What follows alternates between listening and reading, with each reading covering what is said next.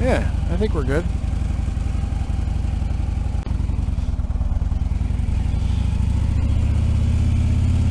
Hello, folks. This is your old buddy, my Kaylee 7 here. If you're wondering why it's a straight ahead view and not moving around with my head, that is because I've mounted the camera onto the fairing of the motorbike here, so maybe you like this better. Who knows? We'll give it a try. Alright, so I have a topic today. Conspiracy theories. What I think about them. I don't know if I talked about this before, but I'm definitely going to talk about it today. So, I'm just going to go through the major conspiracy theories and tell you what I think. And then I'll tell you why. Okay, so the first one, the first big one, is the Kennedy assassination. I do not believe that there was a shooter at the grassy knoll. I believe that Lee Harvey Oswald did, in fact, shoot Kennedy.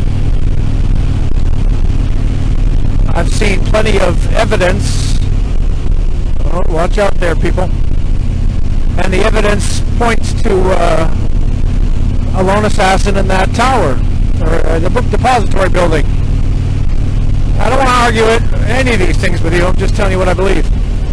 And I've seen plenty of evidence, so I'm not worried about it. Hey, they did not wave back. So, next one. The big one. Oh, no, another one. Timothy McVeigh and the Oklahoma City bombing. I do not believe that Timothy McVeigh was working for the United States government. I believe he was working against the United States government. Just like his manifesto said, just like his interviews said, he wanted to start a revolution and he thought that was the best way to do it. Next one. I do not believe that 9/11 was an inside job. Primarily, I do not believe that the planes were fake planes. I do not believe that they were UFOs or spheres. I do not believe that missiles hit those buildings. I do not believe that the Mossad or the Zionists or the Gettys and the Rothschilds or the Masons perpetrated those attacks. I believe it was those Al-Qaeda guys. And I have one example that's really powerful proof. I mean, just watch the videos about it. And I was, I watched it live on TV, but anyway. Muhammad Atta was the guy that was in the first flight. He was the guy that took over the first flight. Crashed it into the North Tower. He got on a plane in Maine that morning. And that plane flew into Boston. And then the plane that ended up crashing into the building was that plane that was flying out of Boston. Now, the dude that checked him in Maine noticed that this guy looked really angry and almost like rock hard. It just was bubbling over. And he thought, well, I don't want to be a racist. I don't want to racially profile this Arab guy. I'm not going to say anything. It's just maybe he's just having a bad day. So he let him go through. Later on, he found out that that was the guy that he saw, and he was completely devastated. And back then, nobody, and I mean nobody, really believed that that kind of attack was even possible. I mean, even the passengers in the first 3 flights didn't try to fight back because they didn't think that the planes were going to fly into buildings. They thought the planes were, take me to Cuba kind of shit. And back then the idea was, no, don't make the hijacker mad, just do what he says and you'll be fine. Nowadays, nobody can hijack a plane in the United States because everybody knows exactly what's going to happen. And they figure, might as well die fighting. That's why you haven't seen a hijacking since. People like me get on the planes and go, you know what, if you're trying to hear your funny shit, I'm going to rip your fucking head off. So, that's that for the planes. And I've listened to the cockpit voice recorders. I've seen the interviews with the families of the victims who say they got cell phone calls. And they had cell phones on planes back then that you could use your credit card and dial out. So they were able to communicate from the planes as it was happening. And if you say that it's a lie, then you're basically calling the families of the victims liars. And I challenge you to go to their houses and say, you're a liar, ma'am. Your husband didn't call you. Yeah, see how that gets you. Building 7 collapsed from the damage. Talk to the firefighters who were there. They know what happened. And they're all saying the same thing. Building 7 collapsed from the damage of the other 2 buildings collapsing on them. So I do not believe it was a conspiracy at all. And I think it's disrespectful to the people who died. Especially the ones that survived it. Because there was a group of firefighters in a stairwell with a big fat lady, and they actually didn't make it out, and the building collapsed all around them, and they survived. You're going to tell them that they weren't there?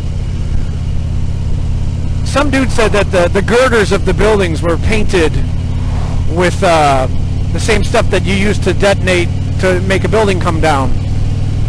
It was on that Governor Ventura thing. Stupid fucking asshole. The buildings were not coated in goo that made them blow up. It's just stupid. So, if you think that it's a conspiracy, just, you know what, unfriend me. Don't argue with me, because I don't want to hear it. The Boston bombing. That really pisses me off. Oh, those are FEMA actors. The victims are FEMA actors who were really wounded in Afghanistan. Fucking assholes. My friend Leo was in the attack. He was hurt by it, and his girlfriend was so hurt he had to carry her away. You're going to call him a liar and a FEMA actor, you fucking pricks? That pisses me off when people say that. So, I do not believe in conspiracy theories. Because the government can't get its own head out of its ass half the time. How are they going to keep gigantic conspiracies like those? They can keep shit secret for a little while, but it always comes out. Notice that the Kennedy thing, it didn't come out. 9/11, no major thing came out, nothing. It's just stupid. It's not reasonable. It's illogical. I really just don't believe any of that crap. What about aliens? Do I believe in aliens? I believe there are aliens or UFOs that we didn't make. But I don't know if they're aliens or us from the future. I don't know if we have a secret thing in Area 51. I know Area 51 is a thing, but I don't know if there's UFOs in there that were reverse engineering technology, like Velcro or some shit. Ask the guy who invented Velcro. He'll tell you he invented it. All these modern innovations. We invented this shit. It didn't come from reverse engineering, you pricks. It just pisses me off. I think people are convinced that everything's a lie. And when you're convinced everything's a lie, then you disrespect everything. And you get this doomsday mentality, and you start basically hoping for the end. It's so negative and so useless. And then when things start to go shitty, you go, oh, see, I told you. I told you. This Ebola thing. It's now spreadable by air. What, some internet report says it is? No, it's not spreadable by air. Go to the CDC. Go to the British websites about it. It's not spreadable by sneezing.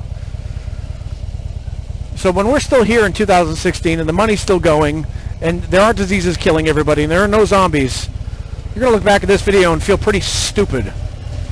And if I'm wrong and the zombies are real, then I'll be a zombie and I'll be coming after you, so watch out. Mike Cayley 7 out.